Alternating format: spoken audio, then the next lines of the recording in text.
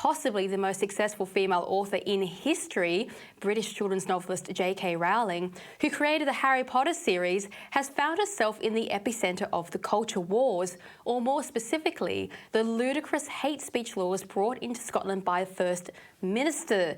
Now, keep in mind that Scotland's First Minister is the man who complained that Scotland is too white after giving a speech in Parliament insisting that everywhere he goes, high-level political meetings, the boards of companies, there are just too many white people.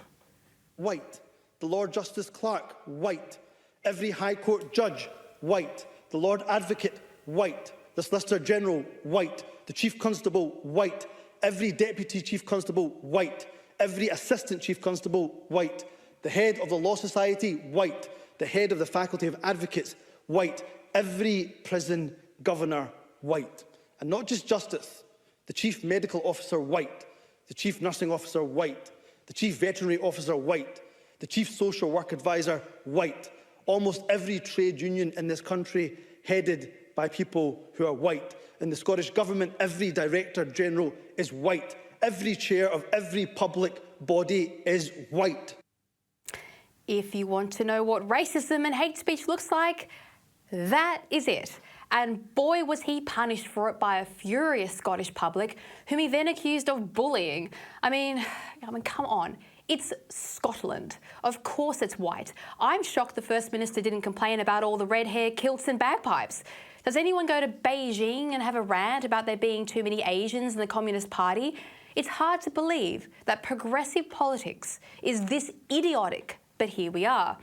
Anyway, Mr. There's Too Many White People has ushered in a hate speech policy that effectively threatens women with fines and jail time if they dare to call biological men who feel like women, men.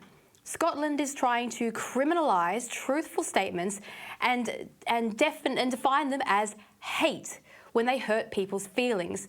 To that I say, if the truth hurts your feelings, that's a you problem. In reality, Scotland's hate speech laws are protecting delusional activists who have come under increasing opposition from the general public, a public who are tired of affirming trans and rainbow ideology and are instead gravitating toward protecting women's rights instead. No doubt the public ran out of patience around about the same time hospitals started calling mothers things like chest feeders, and professional sports allowed men to seriously hurt women during competition. Progressive politicians like the First Minister see the only way to stop this social shift against their ideology being to make it illegal to speak.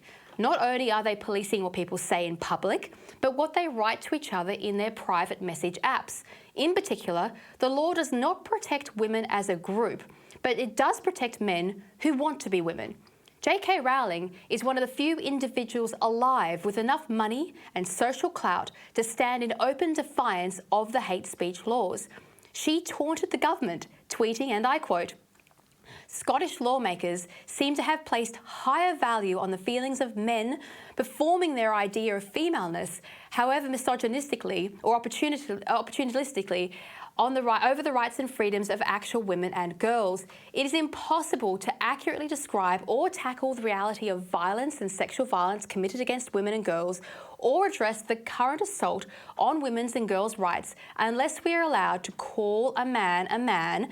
Freedom of speech and belief are at an end in Scotland if the accurate description of biological sex is deemed to be criminal." And here is the kicker.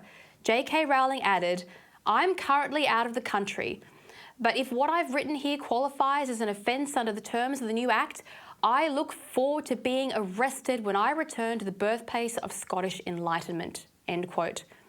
The prospect of imprisoning a woman who embodies everything progressive society pretends to believe in is evidently something the Scottish Government did not have the balls to follow through with. They may as well have put Mr. Darcy in the docks for being a straight white male for all the good it would do them.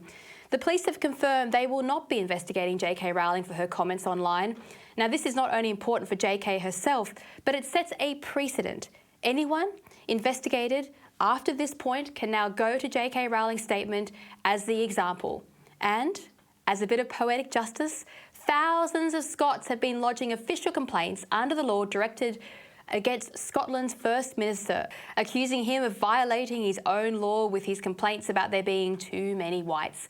The bulk of the 3,000 reported hate crimes since the law came into effect on Monday were directed toward him personally, causing outrage from Community Safety Minister Brown, who said people were making fake and vexatious complaints. Well, perhaps her government should stop making fake and vexatious laws.